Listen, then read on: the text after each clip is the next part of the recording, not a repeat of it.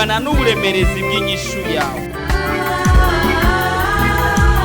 Nimwaguma muri jewe please, amajambo yanje akaguma muri mwebwe egala, musabe ico mugomba cyose kizobabera ko. Ukeneye umwana, ukeneye kubaka, ukeneye kwishurwa ejo nk'aya mango, mu kwezi gukurikira nk'aya mango, mu mwaka uza nk'aya mango, ibyawe bigiye kumenyekana kandi bose bazokumenya uriwe.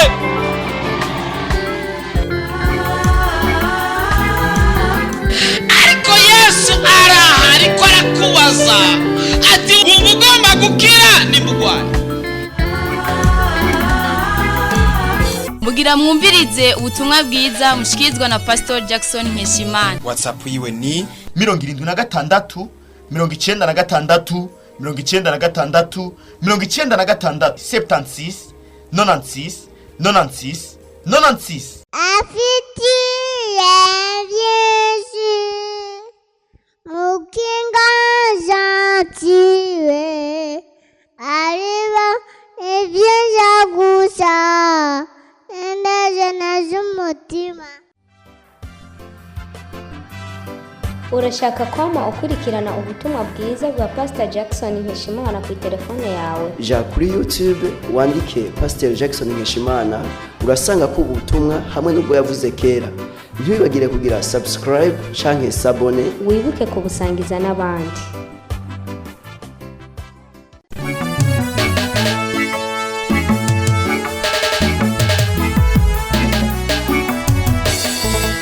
Ejo twarize ijambo ridasanzwe rivuga ngo nukwezi kwa kupendelewa na Mungu. Nukwezi ko gutoneshwa n'Imana. Ni mwezi wa kupendelewa na Mungu. Muri uku kwezi rero niko kwezi tuzodeka. Katika mwezi huu ndo mwezi tutadeka sasa. Arabatavyumvise. Kuna watu wa kusikia. Nukwezi ko gufina imbere ya papa. Ni mwezi wa kudeka mbele ya baba. Nukwezi ko kwitoraguza. Ni mwezi wa kujishika gisi tunataka mbele ya baba. Si kwezi ko kujya ivyo uronse. Ahubwo nukwezi ko kujya ivyo ushaka. Si mwezi wa kula kile unapata, bali ni mwezi wa kula kile ambacho unataka. Si kwezi ko kwambara ivyo uronse. Si mwezi wa kuvaa kile ambacho umepewa. Ahubwo nukwezi ko kwambara ivyo ushaka. Ni mwezi wa kuvaa kile ambacho unataka. Si kwezi ko gufata déplacement waronse. Si mwezi wa kukamata déplacement umepata. Nukwezi ko gufata déplacement ushaka. Ni mwezi wa kukamata déplacement unataka. Aravyumvise. Kuna mtu ameyasikia? Avuge amen atumva. Aseme amen. Uku nukwezi ko gufina. Huyo ni mwezi wa kudeka. Nukwezi ko kubana na papa. Ni mwezi wa kuishi na baba. Nukwezi ko gutwenga na papa. Mwezi wa kucheka na baba. Nukwezi ko kuyaga na papa. Mwezi wa nukwezi ko gutoneshwa n'Uhoraho. Ni mwezi wa kupendelewa na Bwana. Abizigira abantu barabahemukira. Waliotumainia wanadamu waliwageuka. Na wanaanza maso bakabakoza isoni. Na wale wamewatia kwa macho wakaaibisha. Ariko Imana ngugira ntiyigera ihemuka. Lakini Mungu inayekwambia si Mungu anaye kandi ntabikoze isoni. Tena hatia aibu. Nishimwe nihabwe icyubahiro. Ipewe sifa. Kuko arabikwiye. Maana anastahili. Ejo twarize kugeza ku gice cya kabiri. Jana tulisoma mpaka nafasi ya pili. Kuri Esiteri. Kwa Esther. Hadasa Esther. Dusanga yaratoneshejwe. Tukakuta amependelewa. Uno munsi turaza kwiga irindi jambo. Siku leo tutasoma lingine neno. Ndaza kuvuga teme yaryo turigejeje kure. Nitasema teme yalo tukifikisha mbali. Reka dusome Esiteri 5 ku murongo wa 2. Esther 5 mstari wa 2. Wicaranye n'umuntu atazanye Biblia umubaza ati kwishuri aho rugenda n'amakaye. Ukikana mtu mwenye kukuyana Biblia mwambie shuleni uko unaenda bila kaye. Ama akurabiye muri Biblia cyumubaza ati kwishuri wararabirana wewe. Akitizema kwa Biblia yako mwambie kwenye masomo uko kitrishe. Ariko turamurekuriye uno munsi arabire ngaho. Lakini tunamwachilia leo angalia. Esiteri 5 ku murongo wa 2. Nuko umwami abonye umwamikazi Esiteri ahagaze mu karusha, Esiteri agira ubutoni imbere yiwe. Nari mvuze ngo Esiteri ndahasubiramo. Esiteri agira ubutoni imbere yiwe. Umwami atunga Esiteri inkoni y'izahabu yarafise mu minwe, maze Esiteri aca yigira hafi akora ku mutwe w'iyo nkoni. Imana ihabwa icubahiro. Amena. Yesu abahezagire. Ngo Esiteri agira ubutoni imbere yiwe. Esther akakuwa na kibali mbele ya mfalme. Turakomeza iyi nkuru ya Esiteri. Tutendelee habari hii ya Esther. Esiteri yamaze kuba rero umwamikazi. Esther ashakuwa malikia. Yinjiye aho Vashiti yasohotse. Ameingia mahali ambapo Vashiti ametoka. Esiteri kuva uno mwanya yabaye umwamikazi. Sasa Esther ameshakuwa malikia. Yinjiye aho Vashiti yasohotse. Ameingia mahali ambapo Vashiti ametoka. Tangu leo Esther amekuwa malikia sasa. Uno musi Esther yamaze kuba umwamikazi. Na ameingia mahali ambapo Vashiti ametoka. Yamaze kuinjira aho Vashiti yavuye. Ariko Mordekai aguma ari zamu. Lakini Mordekai akabaki kuwa zamu. Jambo byashitse aho wawe atera imbere. Kuna wakati inafika ndugu yako anasonga mbele. Ariko ukaguma hahandi. Lakini unabakia kwa ile ile nivo. Ariko nuzokuwa muri hahandi. Lakini utabaki na uzibukwa. Na utapanda. Narimuze ni nawe uzibukwa. Na alikuwa sema na utakumbukwa. Esiteri aba umwamikazi. Esther akakuwa malikia. Aradirama ari mu bwamikazi. Akakaa kabisa kwenye umalikia. Arajya indya z'icamikazi. Akakula chakula cha umalikia. Arambara impuzu z'icamikazi. Akavaa umalikia. Abahuzima mu bwamikazi. Akaishi maisha ya umalikia. Ariko wa undi yamureze yamubereye nk'umuvyeyi. Lakini yule alimlea kama mzazi wake. Kandi ari musaza we. Tena ni ndugu yake kakake. Aza kuguma ari zamu. Akabaki kuwa ni zamu wa mlango. Ariko ubwo buzamu. Lakini uzamu huyo bari kubusa. Haikukuwa bure. Bari kugira ngo azokiza Abayuda. Ilikuwa ni kusababisha ili aokoe Wayuda. Hari kibazo urimo uno musi. Kuna tatizo huko ndani kwa nibaza kicho kibazo chapfuye kuba uko kimeze.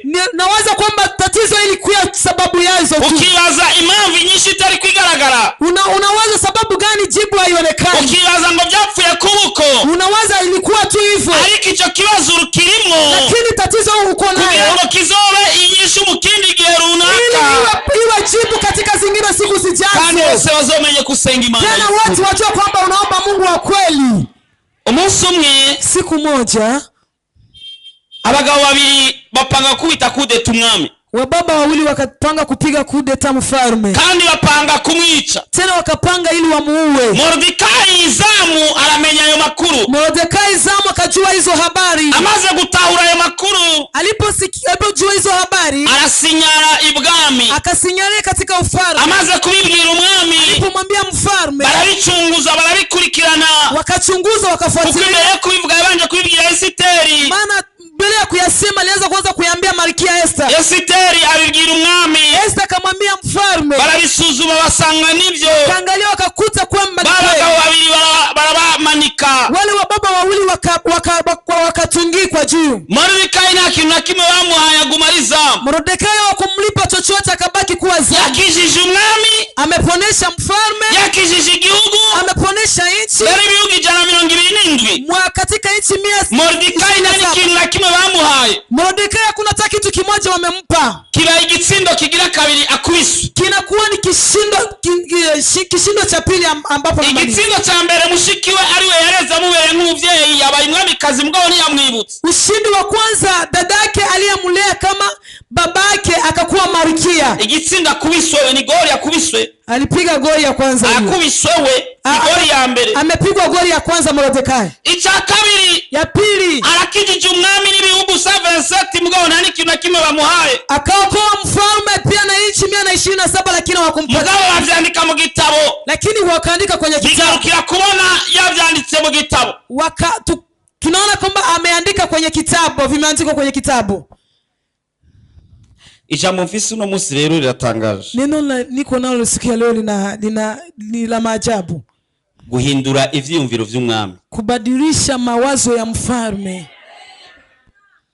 Nari muzengo guhindura ivyiyumviro vy'umwami. Niko nasema kubadilisha mawazo ya mfalme. Uno musi no musi tuza guhinduza ivyiyumviro vy'umwami. Siku ya leo ni siku tutabadilisha mawazo ya mfalme. Nimba dushobora guhindura ivyiyumviro vy'umwami n'ivyiyumviro vy'ababi turabihindura. Kama tunaweza kubadilisha mawazo ya mfalme, hata mawazo ya wabaya tunayabadilisha. Reka mbabwire, acha niwaambie, buriya ivyiyumviro vy'abantu birarogwa. Pale mawazo ya wanadamu yanarogwa.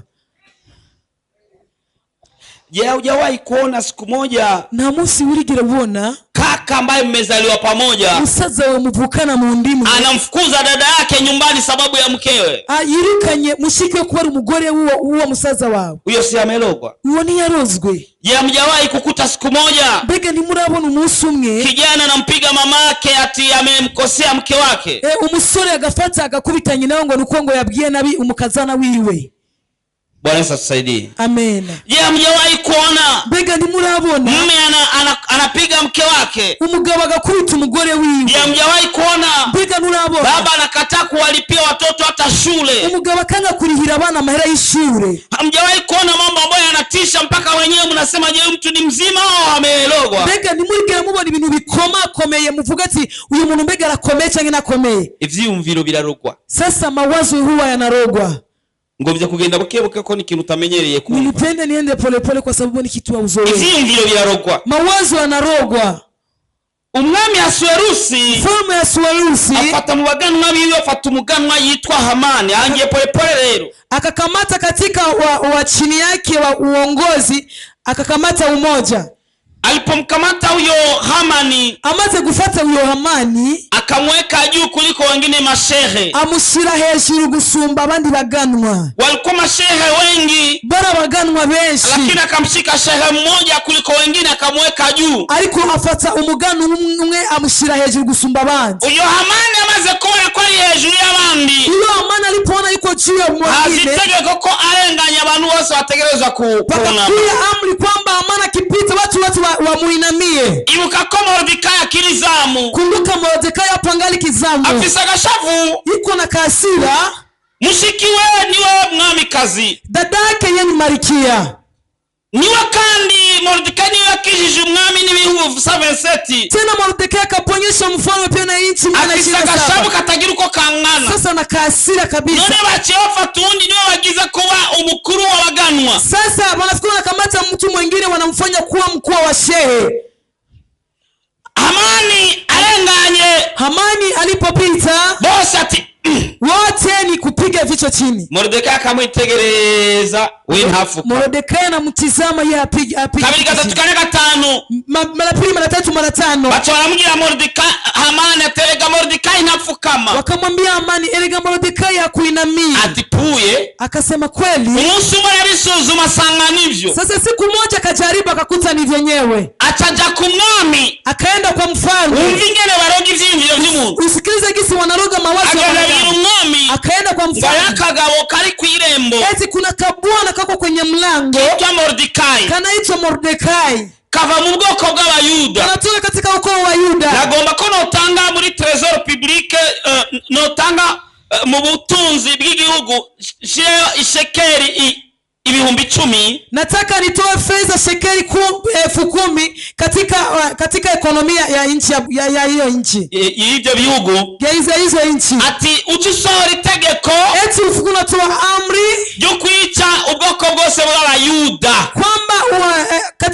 Kwamba ukoo wote wa Yuda uwawe. Ubwoko bw'Abayuda. Ukoo wa Yuda. Ari ubwoko gihugu. Cyari gihugu nkakuja bavuga Abarundi, Abakongomani cyangwa Abatanzania. Ilikuwa ni nchi kama kitu unaweza kusema Wakongomani, Warundi ama Watanzania. Ni kusema kwari kwica umuntu wese. Kungelikuwa ni kuua kila mtu. Umwana, umukecuru, urwaye n'uwakize wose bakica. Baba, mama, mtoto, mzee, mwenye mgonjwa ama mwenye asiyekuwa mgonjwa. Umwana atamubwira. Mfalme akamwambia. Ati dimire yawe naho utorinda kuyazana. Akasema hiyo dimire yako hata kama uleti. Hamagara abasekretari b'igihugu bandike amakopi. Ite wasekretari wa nchi waandike makopi. Bakwize mu bihugu vyose. Waeneze katika nchi zote. Bimenyekane imbere y'igihe. Bijulikane mapema. Tariki 15 z'ukwa 12. Tariki 15 za mwezi wa 12. Baze bica Abayuda bose. Waje waue Wayuda wote. Kama sio kulogwa jameni. Nimba atari kurogwa kabene data. Mfalme mzima. Umwami muzima. Niye namubwiye n'impamvu nye zina avuga ngo yase kumfukamira icyo cyonyine. Hakumwambia tena sababu, amwambia alikataa kuniinamia tu chochote hicho. Namubwira ati tumufunge cyangwa tumukubite. Hakumwambia tumufunge ama tumpige. Ahubwo ngo yice ubwoko bwose. Lakini akasema ukoo wa Yuda wote uwawe. Hari ingingo mbi zikubako mu buzima. Kuna vitu ama kitu kibaki na kuwa maisha. Kuna divorce aba mu buzima. Kuna madivorce yanakuwa katika maisha. Alikwirukanwa mu mazu biba mu buzima. Kuna kufukuzwa kwenye manyumba vinakuwa kwenye maisha. Alikwirukanwa mu miryango biba mu buzima. Kuna kufukuzwa kwenye familia vinakuwa maisha. Hafashwe ingingo. Pamekamatiwa amri. Kubera hari umuntu yatekinitse ubwenge bw'undi. Kwa maana kuna mtu ametekinikia katika akili ya mwingine. Ubwenge wanautekinika. Hakili wao wanaitekinikia. Bakaiteknika. Wanatekinike. Ukazubona umupapa muzima ariko aramesura utunuzenya twabana. Unakuta baba mzima yuko anafua marenje za watoto. Mugabo baba zubwenge. Lakini baba mwenye na akili. Ari mu biro akora ibintu bye. Anatumika vitu vizuri. Igifaransa Cyongereza arakubita. Kifaransa Kiingereza na shusha. Yakora ibintu akabikora neza. Akitumika kitu na kitumika vizuri. Mugabo kubera bamaze gutekinika ubwenge. Lakini kwa sababu ameshamtekinikia akili bigahinduka. Unakuta amebadilika. Bwana sade sana. Amen. Ubwenge barabutekinika. Akili wao wanazitekinike. Bibaza mugeza ati we umva bugikwiye. Mulize. Akiya kungarikisa. Akwishuye ngo uracakwiye. Bose niko bavuga. Wote wanasema hivyo. Bwana sade sana. Mordekai yiberengaho. Mordekai yuko hapo. Nagashavu. Nakasira. None abafashinga kumwica we. Sasa wanakamata hatua ya kumuua. Nuko bwose. Pia na ukoo wake wote. Ariko nubwo bafashe iyo ngingo. Ijapokuwa walikamata hiyo hatua. Kuna kitu hakukuwa wanajua. Uragomba kukimenya. Unataka ukijue. Nubwo bariko kwigira imigambi mibi hari icyo batazi. Hata wanakuingia shabamba kuna kitu hawafahamu kwako. Nibari bazi ko umwamikazi. Hakukuwa wanajua kwamba Malkia ari mushiki wa Mordekai. Ni dada yake ya kina Mordekai. Yaricaye mwibanga. Alikaa kwenye siri. Buri bakubona bambara gatambara. Wanakuwa tu mevaka kitambara. Babona bambara gahuzu gacuye. Univaka gwaka kucuye. Bakabona wambara gapantaro gacuye. Wanakuwa mevaka pantaro gacuye. Bakabona munzu ariko yakwirukana. Wanakuwa mu nyumba bakabona ntibazi chunga. Lakini wajua wao ni nani. Amena.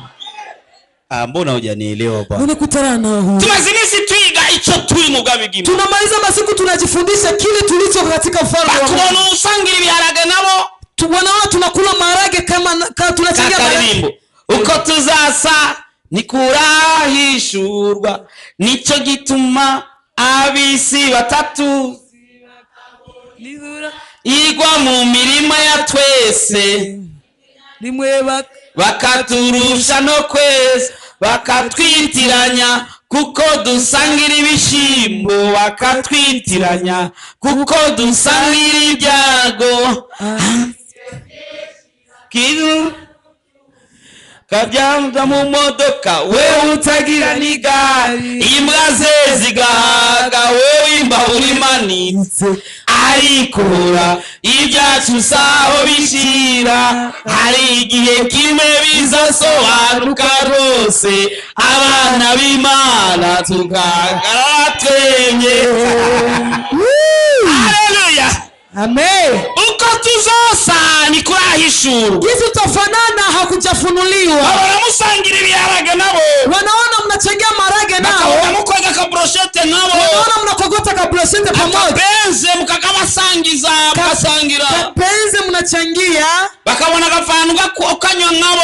Wanaona soda unakunywa kama. Ariko hari umunsi bizosa. Lakini kuna siku yatajulikana. Abana b'Imana tumenyekana batuibo. Watoto wa Mungu tujulikana sisi ni wanani. Amena. Vuga ati baguma banyihendako.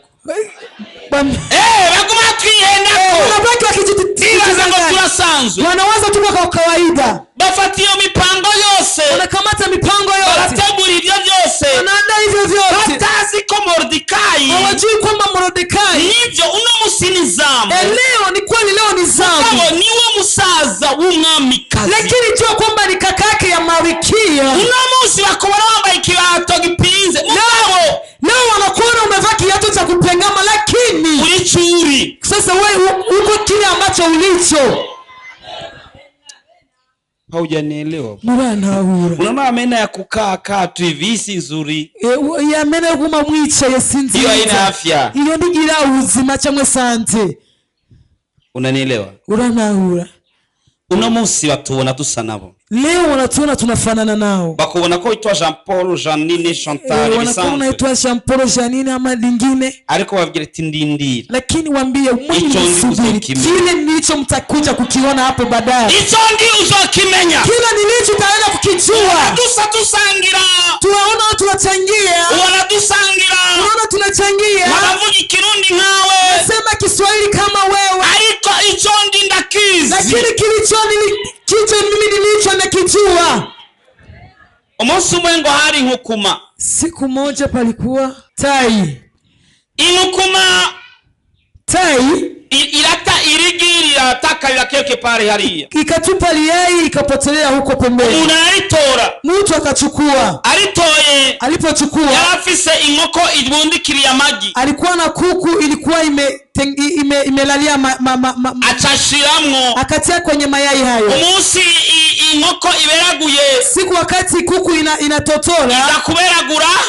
Ikatotora. Na ya nkukuma. Na ile tai. Ya nkukuma irakura nk'indi miswi. Ile tai ikakoma pamoja na vingine vitoto vya kuku. Inkukuma zigira hejuru murabizi. Unajua kama tai zinatembelea chini. Inkoko zikagira hasi. Afu kuku zinatembelea chini. Mugabo kubera itari bwamenye ko ari nkukuma. Lakini kwa sababu ilikuwa bado haijua kama ni tai. Yaragira hasi. Ilikuwa ikulia chini. Izindi nkoko zikaikubita ko. Zingine kuku inakulia tu chini. Umunsi urizina. Siku moja. Harengana inkukuma. Pakapita tai. Ichibona ati bwabundi je sinzo kugenda mimi si wakutembelea chini. Achakirabona ati bwabundi je sinzo kugendera hasi. Sisi kabila yetu ni kutembelea juu. Kumbe twinge bwoko bwacu ngo kugira hejuru. Mukani sasa hapo muda mchache bataziga. Muda wa kukua na juu. Batakuona yango kumiragurutse. Wakaona ile tai inapaa. Izindi nkukuma. Kama zingine tai. Kugira hasi nk'inkoko. Wewe unakulia chini kwa umusitari bwagere. Ariko kirageze. Nukwezi ko gutoneshwa. Ugiye kugaruka nk'inkukuma. Ugiye kugaruka nk'inkoko bwanyu. Amen. Yangukumira avuga ati jewe naombana n'inkoko. Ile tai kasema ijapokuwa naishi na kuku. Je sindi nkoko. Mimi si kuku. Unaberaguriwe hamwe n'inkoko. Ijapokuwa nimetotolewa pamoja na kuku. Mimi si kuku. Je ndi nkukuma. Mimi ni tai. Anytime muda wote litaruka. Jewe ndi nkukuma nyose ushaka. Ugeze yaragurutse. Muda ulipofika ikaruka. Ubyange bw'umwami barabutekinika. Hakili ya mfalme wakaitekinikia. Barabutekinika. Wakaicheua kabisa. Umwami arafata iyo ngingo. Mfalme akakamata hiyo hatua. Afashe iyo ngingo. Alipokamata hiyo amri. Esiteri nawe. Esa naye. Na waratekinika ubwenge bw'umwami. Naye akafuka na teknikia akili ya mfalme. Ati nitwe tuzi gutekinika rero. Akasema sisi ndio tunayua. Bivuga ati nitwe tuzi gutekinika. Rudiemo ndani sisi ndio tunajua kutekinike. Ukakanda ati nitwe tuzi gutekinika. Sema tena sisi ndio tunajua kutekinike. Mordecai acabwira Esiteri iyo nkuru. Mordecai akambia Esa habari hiyo. Esiteri acafata mafungo ya 3 jours. Esa akakamata kifungo cha siku 3. Vuga ngo 3 jours. Sema siku 3. Arutabivuze. Kuna mtu akusema. Vuga ngo 3 jours. Sema siku 3. Afatibisi 3. Akakamata siku 3. Ya kutekinika umwami. Ya kutekinika mfalme. Ibwami. Ufalmeni. Umwami atagutunza inkoni. Kama mfalme akunyosha ifimbo. Ukaja kwisabira wenyine kumwegera kugira ngo aguhamagare. Unaenda kujiombea mwenyewe kujiongezea kusiku. Ingingo yari kwari kugira ngo bace bakwica. Hatua ilikuwepo walikuwa wanafuka wanakuua. Ariko Esiteri. Lakini Esa acafata imisi 3. Akakamata siku 3. Ya mafungo. Yo guhinduza iryo tegeko. Ya kubadilisha amri hiyo. Umunsi ugira 3. Siku ya 3. Siku ya 3. Siku musi wa 3. Troisième jour. Siku ya 3. Umunsi ugira 3. Siku ya 3.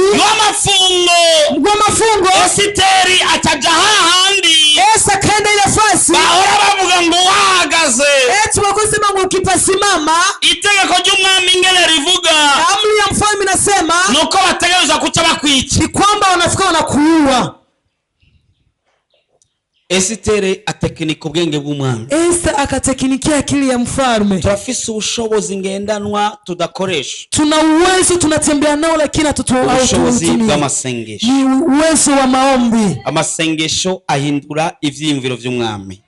Maombi akabadilisha mawazo ya mfalme. Narimuzani amasengesho ahindura ivyiyumviro vy'umwami. Tunasema kwamba maombi yanabadilisha mawazo ya mfalme. Ezekia Imani inamwambia ati tegura ibintu vyawe ugira upfe. Mungu akamwambia andaa vitu vyako unataka ukufe. Ezekia afata amasengesho. Ezekia akakamata maombi. Ingingo y'umwami irahinduka. Hatua ya mfalme kabadilisha. Imani muongera imyaka 15. Mungu akamuongeza miaka 15. Amasengesho arahindura ivyiyumviro vy'umwami. Maombi yakabadilisha mawazo ya mfalme. Reka nkubwire. Acha nikwambie. Ushobora kuba mu buzima bwawe wakagombye kuzopfa upanze. Labda maisha yako ungelikufa unapanga. Ariko no musi turaza gusenga ubwo buzima buhindura. Lakini leo tutaomba ayo maisha yabadilishwe. Kumbura iyo ngwara niyo yokwishe. Labda hiyo ugonjwa ingekuua. Ariko turasenga ivyiyumviro bihinduka. Lakini tutaomba mawazo yabadilishwe. Reka nkubwire. Hari yanditse ngo Jean Paul canke Janine canke Pascal. Bali andikwa Jean Paul ama Janine ama Pascal ama nani? Hari yanditse ati guhera uno munsi. Eti kuanzia leo nazogira mariage. Hatafanya harusi nziza nzuri. Bari baranditse ngo walikuwa wakiandika eti azopfa gwaye atakufa na magonjwa haya. Bari banditse ngo walikuwa waliandika chekanye imyaka 50 azocapfa. Akifikisha miaka 50 bari baranditse ngo walikuwa waliandika iyo ngwara nizomupfa ko vuba. Haya magonjwa atamtoka. Bari baranditse ngo ibi bizobukura kuriya. Haya atakuwa na hivi na hivi. Page irashobora guhindurwa. Ukurasa unaweza kubadilishwa. Bakandika ngo azorinda saza adasubiye kugwara. Eti atazeeka bila kugonjwa tena. Amena. Amen. Ataandikwa ati iyo ngwara irakize guhera uno munsi. Panaandikwa kwamba hiyo ugonjwa umepona. Ubwo buzima burahindutse guhera uno munsi. Hayo maisha yamebadilika kuanzia leo. Reka nkubwire. Hacha nikwambie. Nuzi ubushobozi bw'amasengesho. Hujui uwezo wa maombi. Namanangazo n'abanyamerika biruka ko abanyayirani abanyayiraki ngo bariko bakora ibigwanisho roho nyanganda. Nashangana wa Amerika wanakimbia nyuma ya Wanyayirani ngo tuwe kunatumikisha. Abafisi ibigwanisho roho nyanganda n'abakristo. Wale ambao wana silaha ya kumaliza taifa la Kristo. Wana uwezo wa kuhindura imigambi ya Satani n'imigambi y'Imana. Wa kubadilisha mashabaza Satani pia na shabaza Mungu. Ijambo ry'Imana litubwira ngo musabe icyo mugomba cyo. Neno la Mungu linasema kwamba muombe kile ambacho mnataka chochote. Chochote. Chochote. Arugukira urashaka kubivuga urabivuga bikaba. Kama ni kupona utasema na yanakuwa. Ijambo ry'Imana livuga ngo bamakiriye bose yabaye ubasha gukikabana b'Imana. Eti waliompokea wote aliwafanya kuwa wana wa Mungu. Kandi ngo musabe muzoha. Tena muombe nanyi mtapewa. Wana b'Imana icyo basabye baragiha. Wana wa Mungu kile unachoomba wanakipewa. Afisi ubasha bwo guhindura ivyiyumviro vy'umwami. Tuna uwezo wa kubadilisha mawazo ya mfalme. Baratekinika umwami bakamuhindura ivyiyumviro nivyo. Wanateknikia mfalme wanabadilisha mawazo yake, ni kweli. Barakoze ibintu bituma so akwanka. Walitenda mambo mpaka babako akakuchukia. Barakoze ibintu kugezaho umugore mu bipfa. Walifanya mambo mpaka mke wako mkakufa vita. Barakora ibintu umugabo wawe murashwana. Wakakutendea mambo mpaka mume wako mkashwana. Barakora ibintu kukazi barakwirukana ata mpamvu. Wakafanya mambo mpaka kazini wakakufukuza. Barakora ibintu akazi nigatera imbere. Wakafanya vitu kusema kazi siendi mbele. Barakora ibintu gahembwa amahera mugabo ntubona harengeye. Wanakutendea vitu unapewa mshahara lakini uone kwenye unapita. Nibazuriwe. Hawajui wewe ni nani. Nibazuriwe. Hawajui wewe ni nani. Bagira ati nibazi uwondi. Mwambie hawajua mjui yule ambaye mimi ni nani. Wewe umelala na nguvu hizo zote kwa nini? Wewe waragamye nizo mbaraga zose kubera iki? Wewe ni mwenye nguvu. Wewe mwenye mbaraga. Mungu akamwambia Gideon. Imani bwira Gideon. Mama vivyo hivyo na nguvu zako jinsi zilivyo. Ati Gideon hagurukani mbaraga za ukurusingana zose. Wewe unafikiria wewe ni mdhaifu? Wewe unaweza kurubunyana genge. Unafikiria wewe ni mdhaifu? Wewe unaweza kurubunyana genge. Hapana, hizo nguvu ambazo nazo hizo tu. Oya, hizo ngene mbaraga ufisi hizo ngene hizo. Unaweza piga wachawi kuanzia 0 ya kwanza mpaka 0 ya 8. Sasa gukubita barozi kwera kuri 0 ya mbere gushika kuri 0 ya nyuma. Kuna mtu asemaki wachawi. Hari umuntu atavuga barozi. sababu ya kuogopa. kubera kubatinya gusa. Mimi nasemea kwenye mic wananisikia. Jewe ndabivuge kuri mic baranyumva. Hizi nguvu ambazo unazo isimaga ufise zinaweza piga wachawi 5,000. Yeshua kwisha babazi bilanga 5,000. Uliona waliosema amen ni wangapi? Niliona tu wawili. Waliogopa mchawi asiwaone. Basi ngo abarozi ntibababone ngo nguvu ambazo unazo imbaga ufise naweza wacharaza wachawi 5,000. Yeshua kwisha babazi 5,000. Acha nikwambie kila tatizo ambalo nalo. Leka ndakubwira kila ngorane wa ufise limesababishwa. Birafise igituma ari cyaritumye. Zile tatizo hazikujileta zenyewe, hapana. Ziganguranye nizizanye zonye. Acha nikwambie. Leka ndakubwira magonjwa yapo, magonjwa ya kutengenezwa. Ingwara ziriwa zikogwa ziremwa. Na tabu ya kutengenezwa. Hariho ingorane cyangwa ibibazo byo gukorwa. Kila tatizo jameni limetengenezwa. Kila ngorane yarakozwe cyangwa yarakozwe. Na wakati wote ambapo utakuwa hujajua kwamba wewe ni mwenye nguvu. Igihe cyose utazimenya ko uri munyembaraga. Wakati wote ambapo utakuwa hujajua kwamba maombi yanaweza badilisha kila kitu. Igihe utazigera umenya ko amasengesho ashobora guhindura ikintu. Utabaki kwenye utumwa huo. Uzagumuri mu bucya ukongera ukoreshwa. Siku utatambua wewe ni nani. Ariko umuntu uzokwitawura wowe urinde. Ndio siku watajuta. Niwo musibazo ashabazo kwicuza.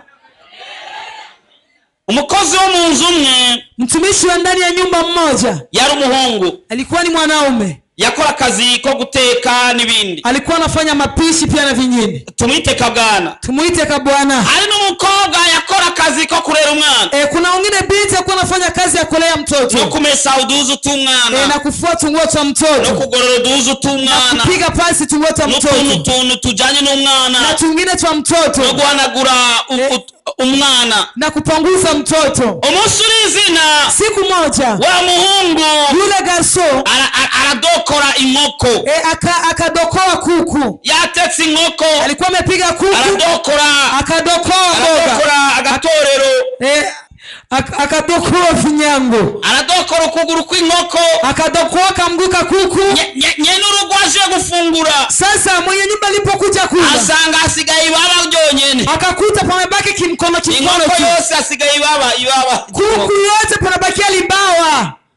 Arabaza ati ninde yandiri inkoko? Akasema nani amekula kuku yangu? Bose barahora. Wote wakakaa chini. Ninde yandiri inkoko? Nani amenilia kuku yangu? Wote wakakaa chini. Ariko wa mukobwa yari yabibonye ko aruja muhungu yairi. Lakini yule dada alikuwa anaona kama ni yule garso ameikula. Wa muhungu aramubwira wa mukobwa ati ndagusaba. Ule garso akamwambia yule fia, na kuomba nuze wigera uvuga kuje. Siwei kusema kwamba ni mimi. Wa mukobwa arabati nimba ugomba ko ndabihora. Yule dada akasema kama unataka ni nyamazi. Ibikorwa naona nkora ni uzobikora. Kazi nilikuwa nikifanya utazifanya. Wa Mungu ati Yule garso akasema ndio. Akana kitumye.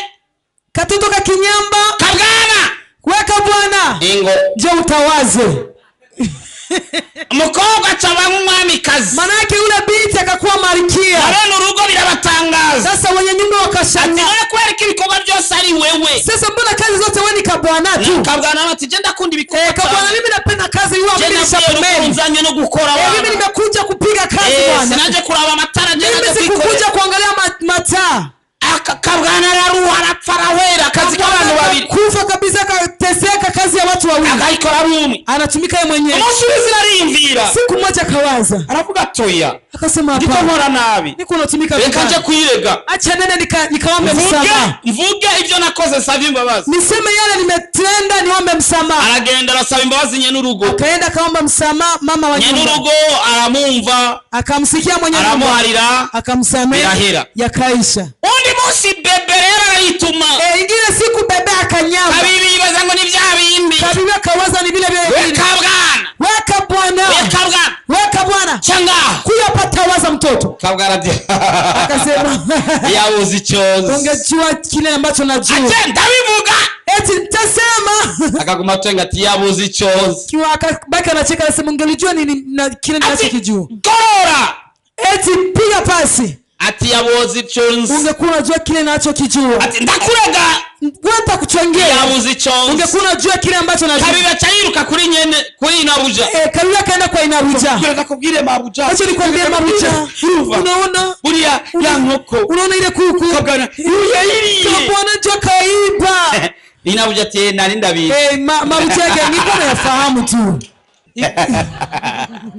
Achara mara amen anafedheheka amen kubera kabwana yaramaze kumenya icari kwa sababu kabwana ari yakuwa yamesamehewa.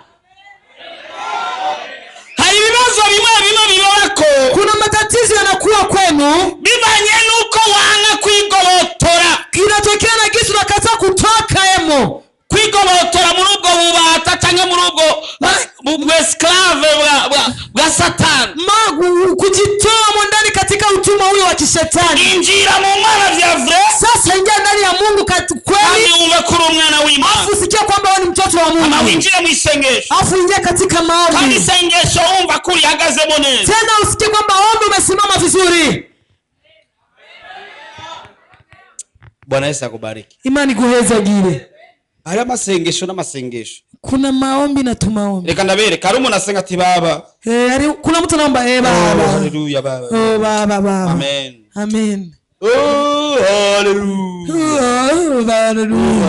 Amen. Satani aratwenga kabisa. Shetani anacheka anataka mguu wengi. Yenda muifatie. Eti nimemkamata. Karume nagura. Lakini ukiongea na vunja. Anasema katika jina na vunja. Mipango yose ya Satani. Sababu zote za Satani. Mipango yose ya barozi. Ingwara zose nirukanye. Iyo sengesho. Hiyo maombi hayo. Idaimoni ahiri. Pepo mahali lipo. Igwa kuri 3 km. Inaanguka kwenye 3 km. Ibyo nkubwira nivyo. Hicho nakwambia ni kweli. Sizi kurigera usengera umuntu agoyaba daimoni cyangwa ukabona uwo bari kwasengera kwa daimoni. Sisi ushaona mtumu wako wanaombea wa mapepo mumshamuombea mtu wa mapepo. Daimoni nishaka ngo ma daimoni ni mumuvemo. Hawezi kwenye mtu na kwa mapepo. Mapepo mtoke mondani. Daimoni zocha zifata kakirida zikashira mukana ati uyu wewe ntaje. Pepo anakamata kirida na tia kwenye kila sema huyu. Ariko atuna timu izina rya Yesu. Lakini ukiwa katika jina la Yesu. Izina rya Yesu. Na kuongoza katika jina la Yesu. Izina rya Yesu. Na kufukuza. Na kuongoza katika jina la Yesu Kristo yote yanatoka. Ega kujya umugabo wayamanya inzoga. Ega pale kisi mmako na uwa nakunya pombe. Kujya kunuwe wa musambana. Kisi unazidi kuzini. Ega nibaze ko byizanye. Usiwaze kwamba yamechileta. Ega nibaze ko bizokwamuko. Tena usiwaze kwamba yatabaki. Oya, utegeza guhindura. Unapaswa kubadilisha. Isengesho lituma byose bigenda. Uombe ombi ambayo inasababisha yote yaondoke. Uwashakime na ubwinjire. Uwezo wa Mungu kuingia ndani. Ukaanze inzu yawe. Utawala nyumba yako. Ukaanze umuryango wawe. Utawala familia yako. Usura kandi kurota uguruka. Utaongeza tena kuota ukipaa. Ukarota ubona ugwa mu runugu. Unaota ukuno kwa mkishimu na ushawi miguru popo. Uwo mujamani kwa kugira hapa mnapiga teka pu. Akabya kiribiki. Atindatswe. Inapone. Bwana sade sana. Amen. Nibizosubira. Haitarudi tena. Bwana sade sana. Amen. Hari ingwara uja no kwa muganga bikananirana. Kuna magonjwa yenda hata kwa mganga yanashindikana. Muganga kuyatigenda ku masengesho canke urindiye gupfa. Paka mganga anakuambia wewe ende kumombe ama usubiri kifo chako. Bwana sade sana. Amen. Bivanye nuko bagukoreye ingwara barazikora. Ikutokea gisi wamekumbia magonjwa wakakutengenezea. Wakatengeneza. Ariko guhera uno musi. Lakini kuanzia leo nibizosubira. Hayataongeza. Kuanzia leo nibizosubira. Hayatajirudilia. Ndazi kugomba kumenya inkuru ya Esiteri. Njoo nataka kujua habari za Esiteri yaliendelea. Reka ngarukire ngaho. Acha nimalizie. Ndio kugira ikintu kidasanzwe. Kesho ndachokwambia kitu kisicho kwa. Mordekai yinjiye ameze nk'abandi. Mordekai aliingia kama wengine. Ariko yasohotse atameze nk'abandi. Lakini ametoka bila kuwa kama wengine. Ejo nzosengera umuntu wese. Kesho nitaombea kila mtu yote. Agomba ko ubuzima buhinduka. Anataka maisha yake Mungu yabadilishe. Ibizoe bugisa n'ubw'abandi. Yasibaki anafanana kama wengine. Hejuru y'ubw'abandi. Yawa juu ya wengine.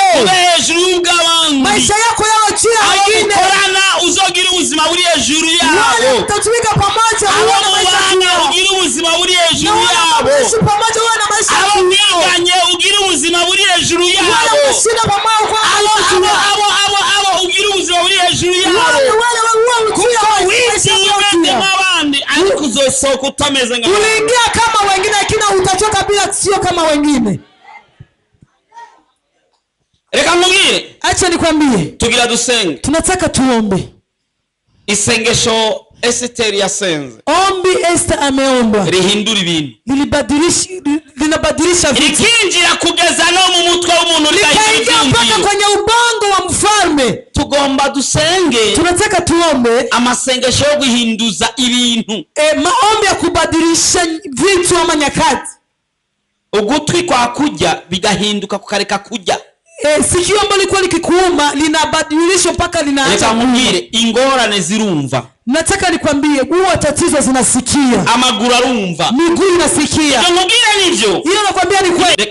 Reka ndagirize kuri aka kantu kambayeko. Acha nimalize kwa kitu kalinifikia. Reka ngubwire, urazi ko Yesu yigeze kurengana abona umusukoni. Acha nikwambia, unajua kwamba Yesu amepita kaona asa araura ko ivyamwa, akaukosa kwa matunda. Amaze kuura ko ivyamwa, alipokosa kwa matunda acharawuvuma, akaulani, arawubwira ati wume, akasema kauka. Uyo musukoni uruma, huyo mzabibu kakauka. Amaze kuma nukuvuga ico giti cyarumvise, ulipokauka maana yake mti huyo umesikia, kiruma kikakauka. Umunsi umwe nanje narigeze kugira accident. Siku moja nami nikafanya accident. Ngize accident ndakomereka.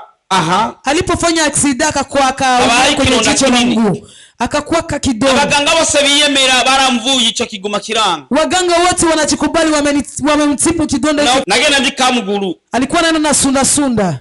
Hamumunsi urizina turiga iryo jambo yo kubwira ingorane. Siku moja tukajifundisha neno hilo, kuambia tatizo. Ingorane turazibwira ati wewe wabukenewe ndakubwiye ntuzugaruke. Tatizo tunaziambia wewe ukosefu na kuambia usinirudirie. Hama ndiko ndasigura mpagaze kuguru kumwe. Sasa wakati alikuwa akihubiria anasimama kwenye mguu mwaka magumu. Ndushe nkaca simba gatonya gutya. Akichoka anaruka. Numva ijwi rimbwiye ati kubera iki utobwira ico kironda. Akasikia sauti namwambia, kwa nini wewe usiambie ico kidonda unacho? Tuko turasenga.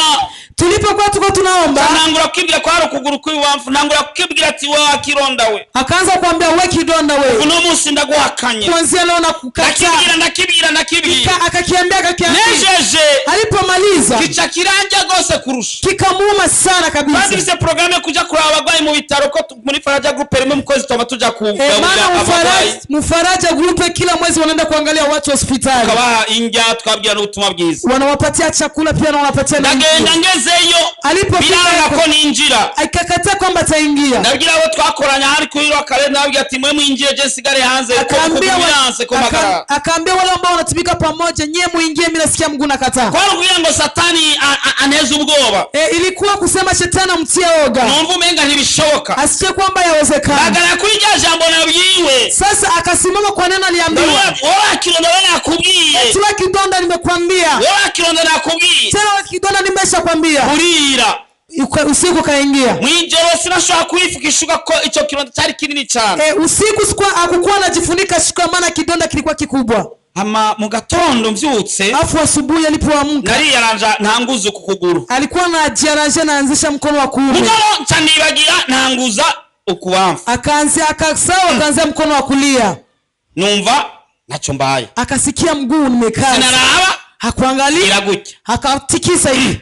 Gira gutya. Akatikisa akaanza kucheza. Simba. Akaanza kuruka. Ngize aracaraba. Alipoangalia hivi. Sanga umenya kimazi imyaka 5 carunye. Akaona sasa vile kimeweza kama miaka 5 kisha kauka. Chanja kuri eglise gushinga naye. Akakuja kanisani kutoa ushuhuda. Yesu ashimwe. Yes, amen. Ibibazo birumva. Matatizo wanasikia. Birumva. Nibibakange. Yes, yawatishe. Niona ya maso arumva. Unaona ya macho yanasikia. Na ugwa ya maso arumva. Hata kama unaugua macho. Urayabwira ati wa maso we. Unaambia macho we. Tegete. Na kuamulisha. Bora neza. Tumika vizuri. Wa maguru we. Tegete. Kuamulisha. Tembea vizuri.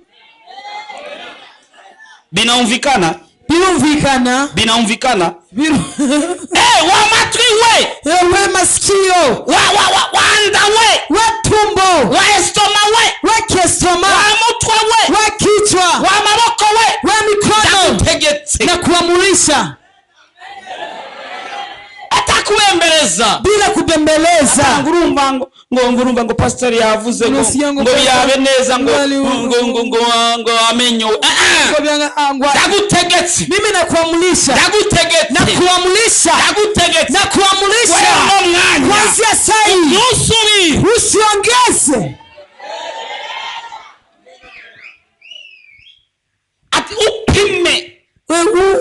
wengine tu. Urambona uwo ndiwe. Utaniona mimi ni nani? Sisi ni watu wakubwa sio. Twebwe turi abantu bahambaye baba. Tuna mamlaka ya kutaja jambo linalotokea. Dufite imbaraga zo kwirukana ikintu cyose. Imana ntabwo ibeshe. Mungu hadanganya. Imana si umwana w'umuntu ngo yigarure ku ijambo yavuze. Mungu si mwanadamu ajirie yavuze arabishitse. Kila alisema anasezeranye arabishitse. Kila alichokuahidia itakitimiza. Wewe munsi ubuzima bugira buhinduka. Kuanzia leo maisha yako yanakwenda kubadilika. Umva ko ataindishwa atabundi ubuzima buhari ataruko inyishu iboreka. Usikie kwamba kuna ingine maisha kabla jibu yaonekana. Inyishu itegerezwa kuonekana. Jibu inapaswa kuonekana kwa siku ya leo. Kumenga ntuvyumva. Mbona yasikii? Bitegerezwa gukunda. Yanatupaswa kuwezekana. Jana bishaka bikunda bitegerezwa gukunda. Yapenda wala yakataa yanapaswa kukunda. Kandi nizere ko biza gukunda. Tena uamini kwamba yatawezekana. Birakunda. Yanawezekana. Birakunda. Yanawezekana. Ega nawe vyokunda. Ega nawe inaweza kuwezekana. Ega nawe okira. Na unaweza kupona. Ega nawe oshika haha. Na unaweza kufikia. Ega nawe onayanyisha. Na unaweza kupata ile kitu. Ega nawe vyogenda neza. Na unaweza kuwa wewe musuzima ngo ugiye guhinduka. Kuanzia leo maisha yako yakwenda kubadilishwa. Nimegundua uzuri wa Yesu.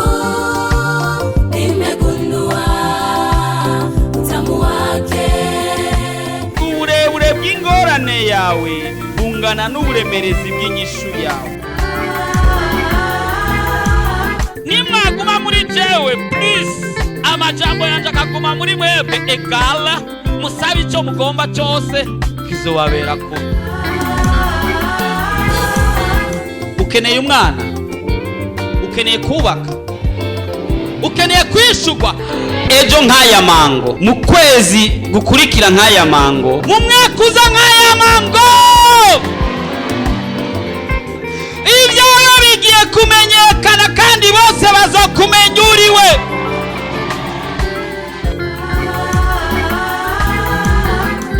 Ariko Yesu ariko arakubaza ati ubugomba gukira ni mugwani.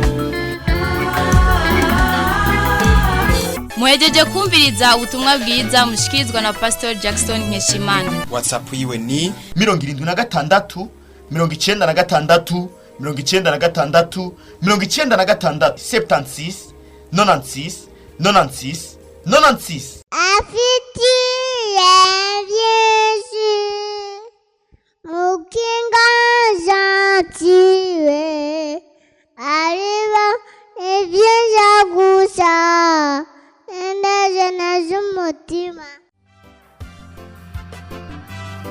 Urashaka kwama ukurikirana ubutumwa bwiza bwa Pastor Jackson Nkeshimana ku telefone yawe? Ja kuri YouTube wandike Pastor Jackson Nkeshimana urasanga ko ubutumwa hamwe n'ubwo yavuze kera.